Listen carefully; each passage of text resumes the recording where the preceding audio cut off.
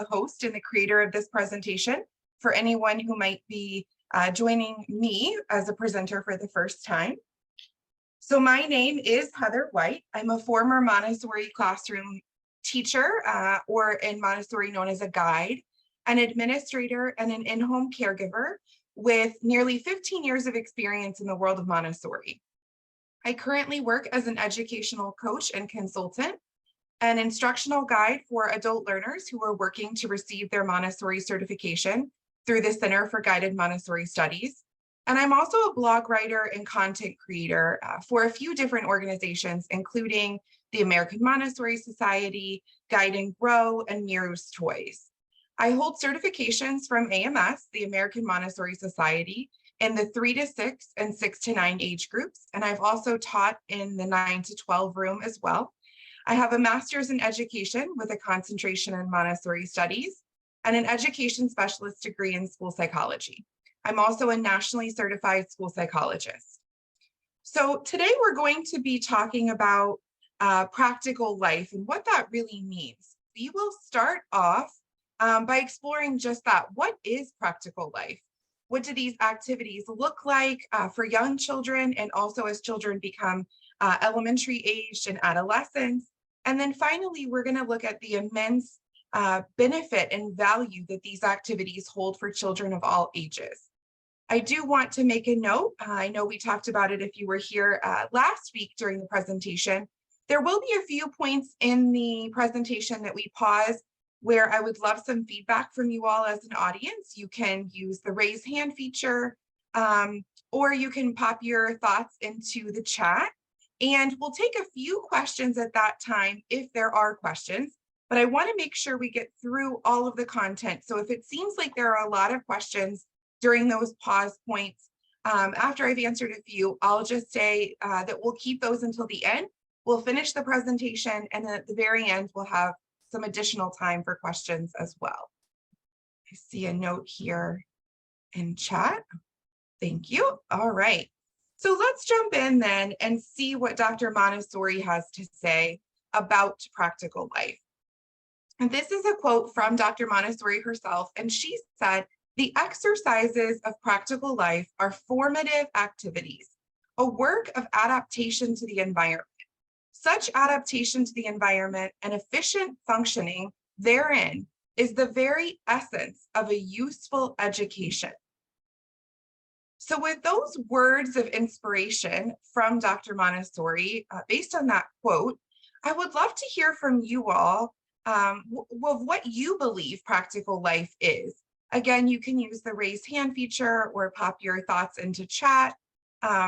Based on what Dr. Montessori had to say, what is practical life? Or maybe even from your own experiences, what kind of activities might this practical life area of the Montessori pedagogy include?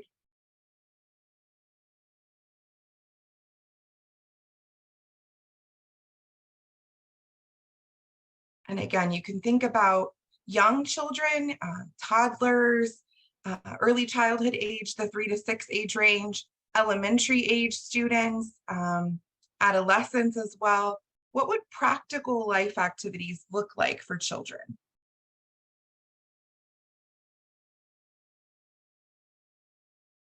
Give everyone just a minute to ponder that. And then if we don't have any thoughts, we'll keep going, because I know as we get into topics, a lot of times you all have additional comments or questions. So I want to make sure we have time for those.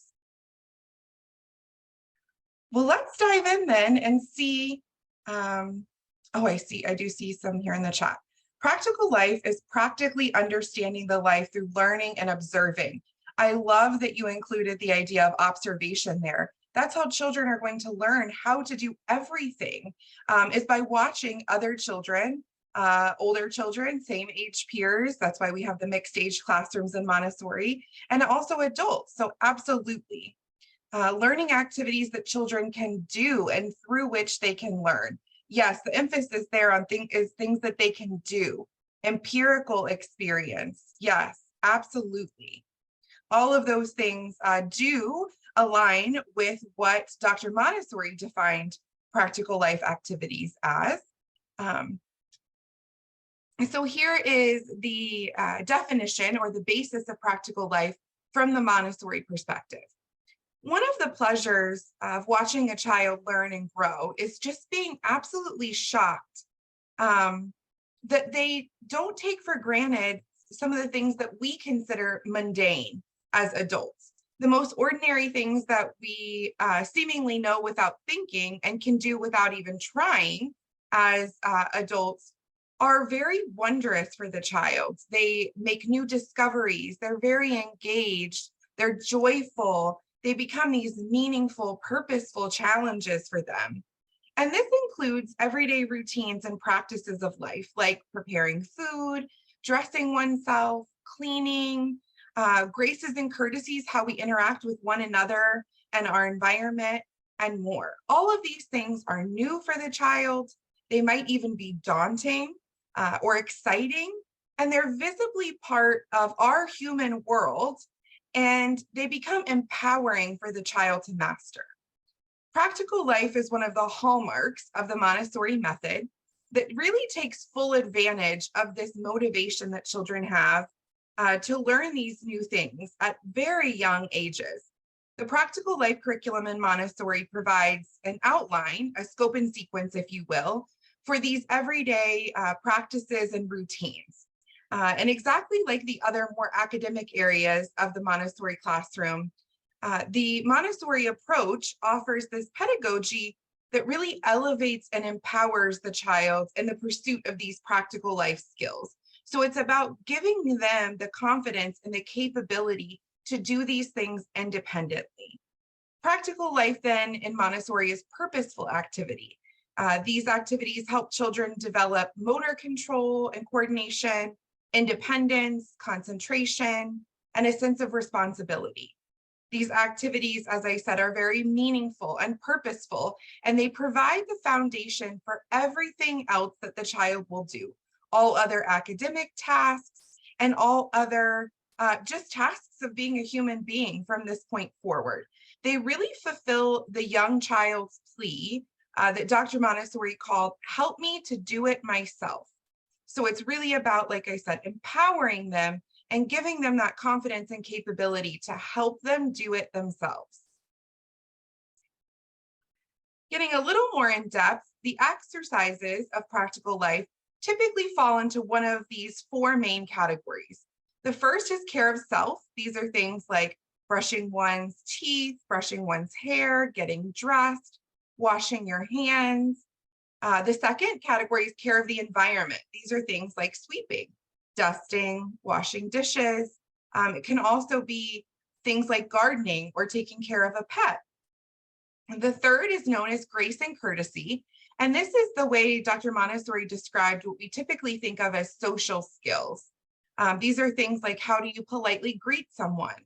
How do you pass an object from one person to another? Think about when you're having a meal and someone needs to ask you to pass something. How does that interaction happen? How do you introduce yourself to someone? How do you politely interrupt? Maybe how do you politely sneeze or cough, right? All of these basic social skills. And then the fourth area is control of movement. These are gross motor activities, things like walking on a line, how to develop fine motor skills of your hand for writing, things like how to make silence and when it's appropriate to make silence and be polite in certain settings.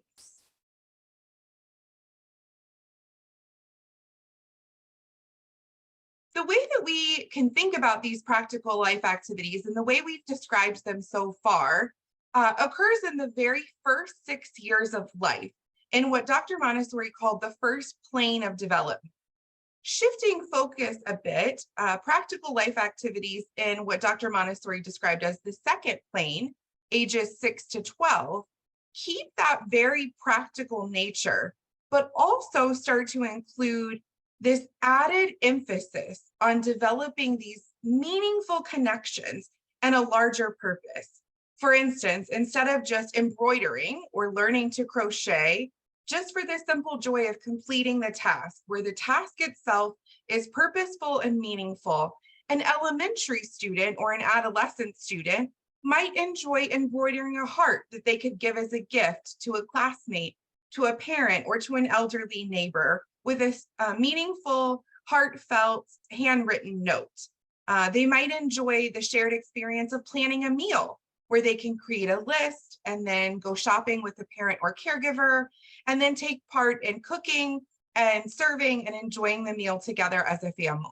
So the focus shifts from just the activity itself to a way that the activity can be used to develop these really meaningful connections and this sense of greater purpose. And a lot of that is because the elementary and adolescent child is really focused, if you were here for a previous session, about sensitive periods.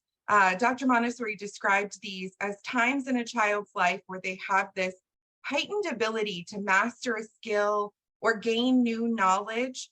And these sensitive periods kind of fuel a child. They're almost like an obsession or a compulsion that drives them. And for an elementary and adolescent age child, one of those things is socialization. And so that's really the heart of extending these practical life activities to meet the needs for elementary and adolescent age children so that they're meaningful and purposeful still, right? That's the heart of practical life, but they're serving a greater purpose for the child, for the community, for others, and really foster some sense of connection. Some other practical life activities for the elementary years and adolescence might be things like composting, gardening, taking care of a pet, helping with laundry, volunteering in the community, maybe creating a personal or a class business, planning parties, planning and holding celebrations or events, public speaking, practicing the art of speaking in front of others, how to search the internet, how to make a phone call or take a message for someone, mowing the lawn, how to change a light bulb or replace batteries in something in the house, and other household repairs as well. You can even help children of the elementary and adolescent age learn how to do basic budgeting and introduce them to the use of a planner or some type of scheduler so that they can be responsible for organizing and maintaining things in their life on their own. So again, if you're thinking about a lot of those things, gardening, composting, that's giving back to the environment. It's a greater purpose. Taking care of a pet, right? Thinking about someone outside of themselves. Volunteering is a great example, giving back to the community. Planning those celebrations or public speaking, those are all activities that are connecting with other people, which is what's really important to this age child. I do see some things here in the chat. Let's take a look here. Practical life is living, loving, and learning. I love that description. It's very simple, straightforward, and to the point, right? We talked about living. It's those skills that children are learning how to do that they need on a daily basis. Loving, that's really the essence of care of the environment and care of others. And so important at this elementary and adolescent age we're describing, because it's how they're giving back and engaging with other people, and then learning. All of this is about learning how to be able to do these skills for oneself. I see a question. It says, I have a question for later. What can be the feeling and difference of someone who studied under a tree when he was young and did not have the opportunity they had of the ones who studied in schools? When looking at the problems of some countries, such as the Horn of Africa, future leadership and community development thinking. Yeah, we can go ahead actually and answer that now, just so it doesn't get lost. So I'm not sure if you were able to be here. I had a presentation a couple of weeks ago about back to nature and how the Montessori method in particular encourages children to be engaged in nature and connected with nature, bringing the outdoors in even. But I think there's a benefit of being in nature, right? So even if you're not in a formal schooling, being out and connecting with nature and observing things and learning how the world works, all of that is beneficial and enriching learning as well. And if we're thinking about this practical life piece, right, all of these skills are essential for children to become confident, capable, independent adults And all of these things can happen, although they do happen in Montessori classrooms and in other classrooms throughout the world. These things can happen outside of the walls of a classroom as well. And in fact, it's really encouraged that they do, because that provides this generalization for children, that they understand that these skills that they're learning are what's going to help them interact with other people, take care of themselves, take care of others, take care of the environment. And absolutely, if you have this very organic learning that takes place outside of the walls of a formal classroom setting, a formal schooling, there's still that benefit and that learning that takes place for these practical life skills. And I think if you ask many parents and caregivers, what they say they want for their children doesn't really focus on academics, right? They say they want them to be happy, healthy. They want them to be independent. They want them to be confident, capable, all of the things we're talking about here. And so if that's what we really want for our children, if that's what we really want the future of our world to look like, then the heart really is in these practical life skills, because that's what's fostering this independence, this confidence, this capability, this care of self, care of others, care of the environment, helping children learn how to be what Dr. Montessori described as global citizens. And so if you look at it that way, then this learning can take place anywhere, right?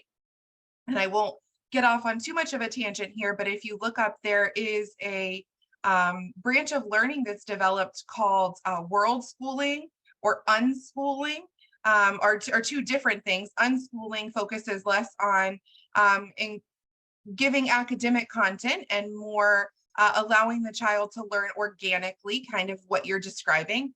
And world schooling is the idea that learning can take place anywhere. It doesn't need to be within the four walls of a classroom setting, whether that's a home or a traditional school.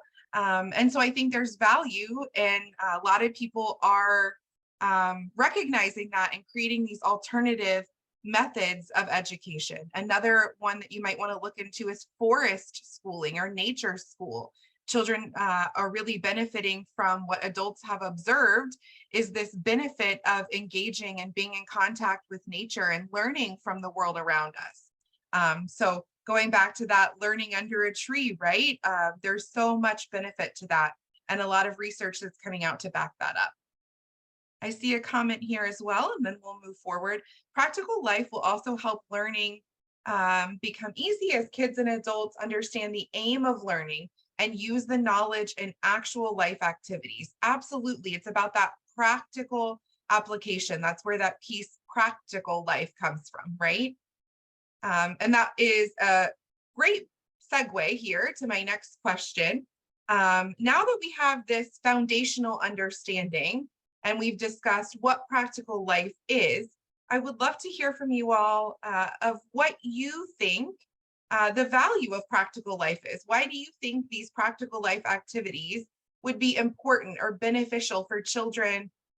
And again, think of children of all ages. Think of a toddler or an early childhood age student, 3 to 6 years old, elementary, that's 6 to 12, adolescent even. Why are these practical life activities and skills valuable or beneficial for them to learn? And feel free to use the chat or to use the raise hand feature if you would like to speak out as well.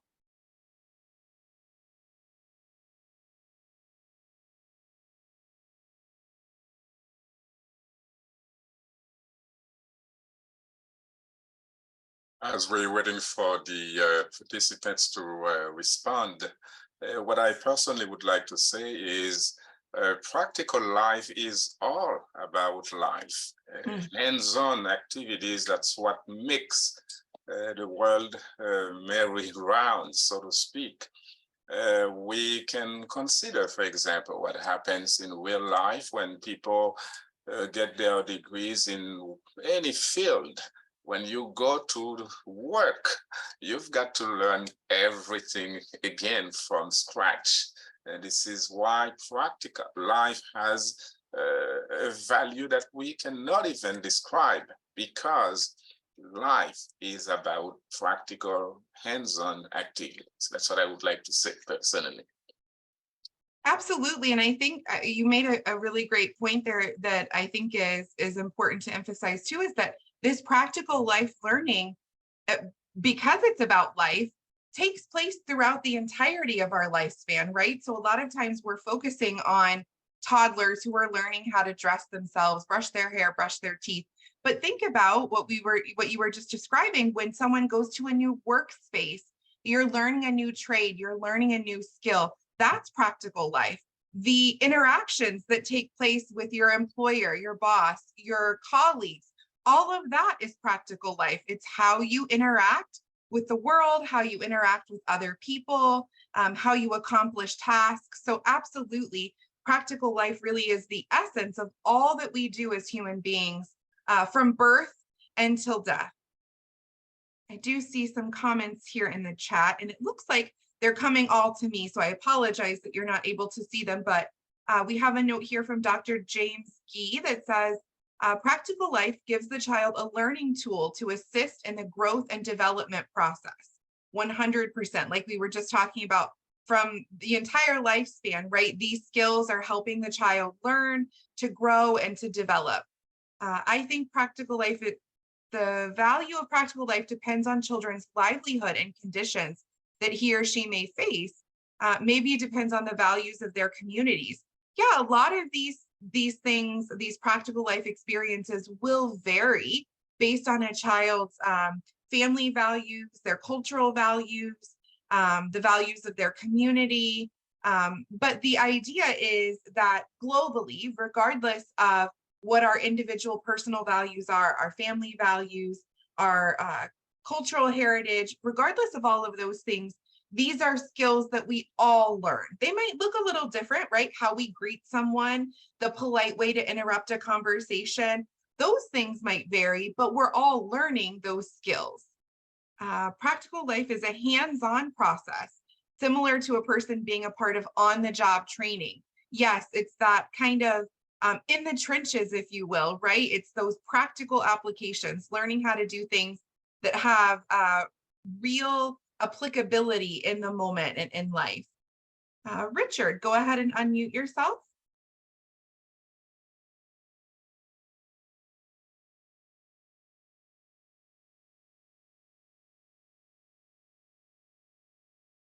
See, Richard Andrews Coomson, do you have something that you'd like to add? Go ahead and unmute yourself.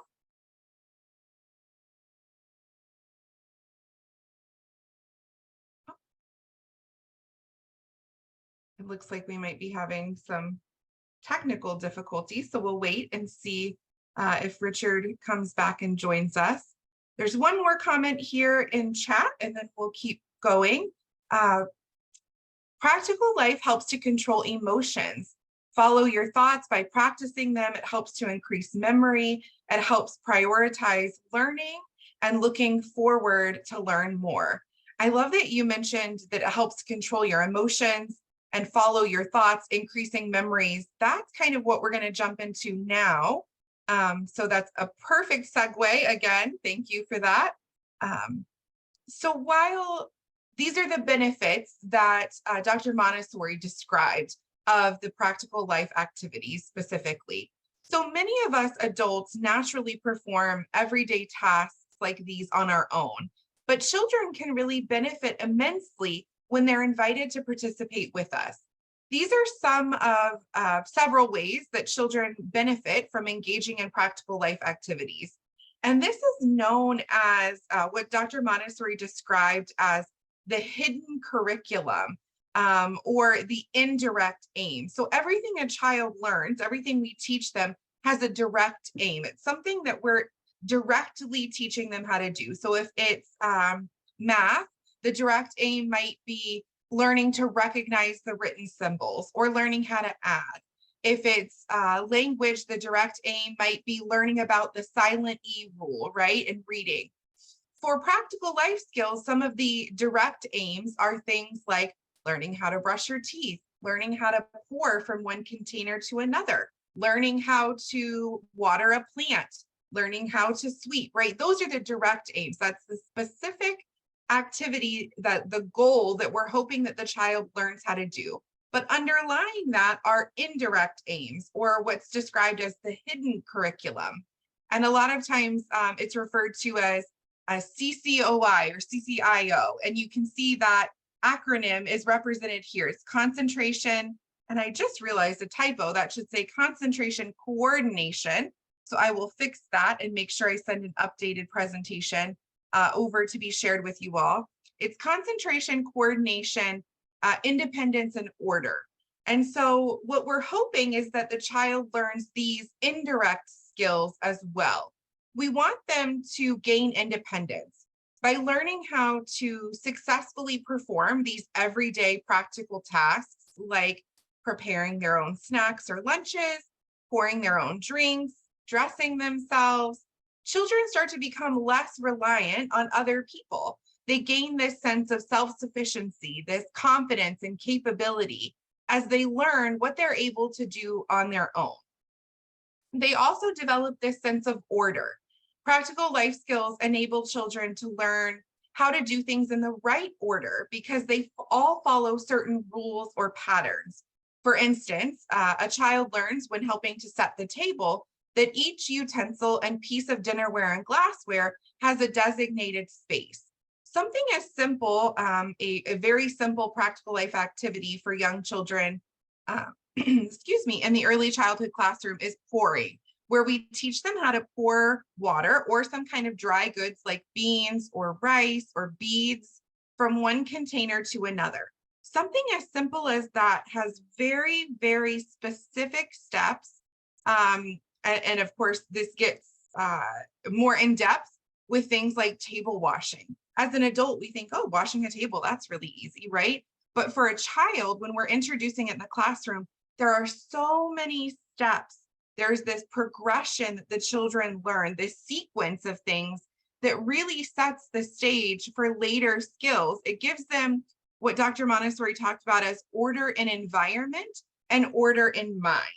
Even the way things are set up on a shelf from left to right, from easiest to most challenging, from most concrete to most abstract, create this external sense of order that the children then internalize. So that's that sense of order that we hope they gain through these practical life experiences as well.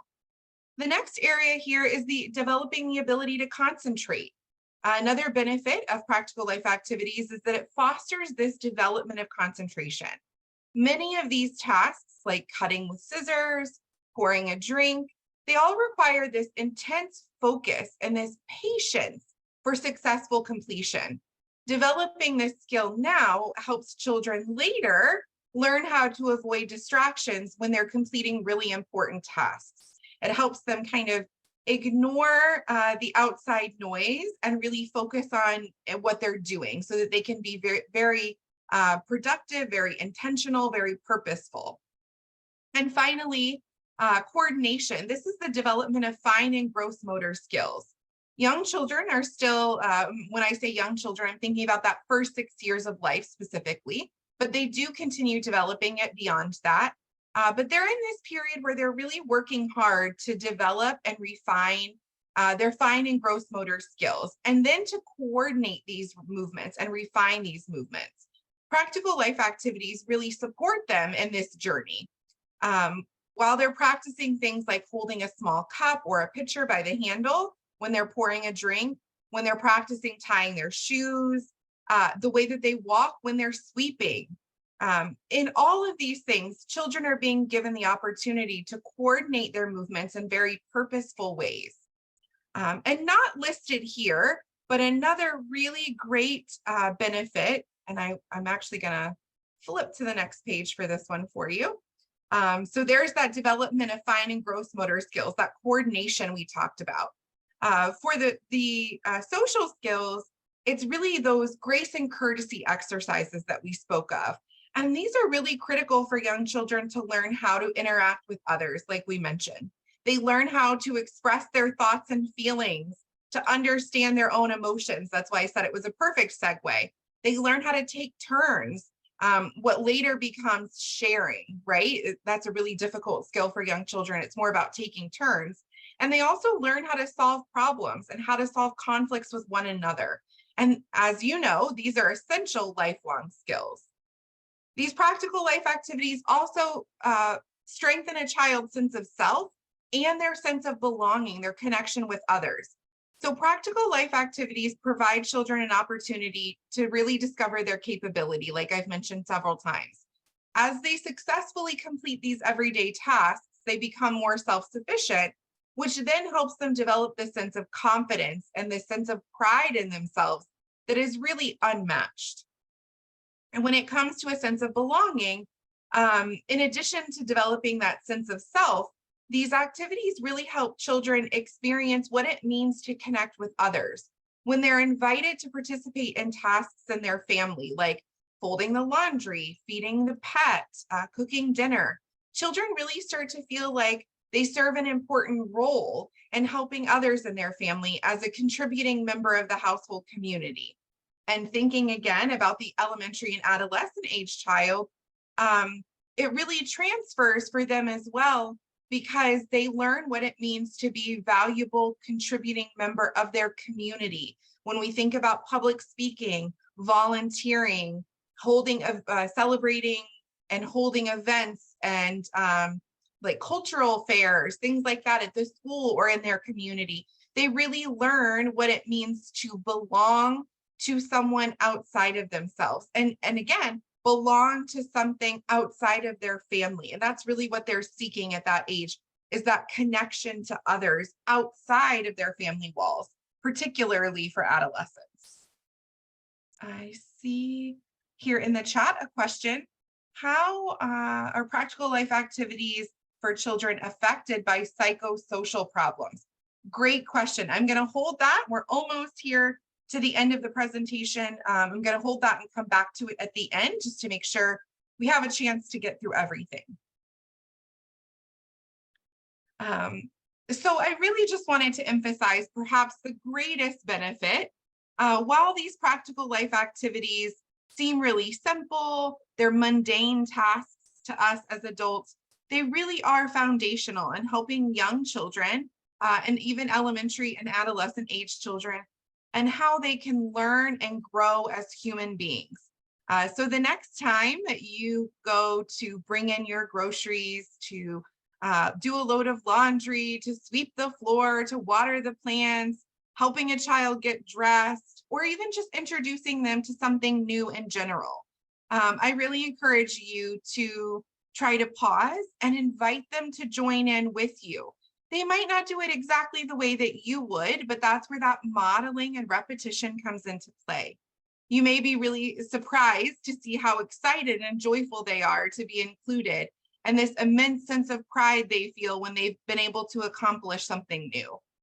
So lean into that pride and joy that these practical life activities inspire for children. I wanted to close with another quote from Dr. Maria Montessori that I feel like really emphasizes the importance of practical life, since that is what we were just discussing. She said, "Any child who is self-sufficient, who can tie his shoes, dress or undress himself, reflects in his joy and sense of achievement the image of human dignity, which is derived from a sense of independence." And that's what I feel practical life activities really allow us as parents, caregivers, and educators to do, is to provide these opportunities for children to become more independent, promoting that sense of confidence and capability, and instilling that sense of pride and joy. And again, if we go back to what so many parents and caregivers and even educators say they want for children, is to be happy, healthy members of society, right? And so that's really the essence of practical life.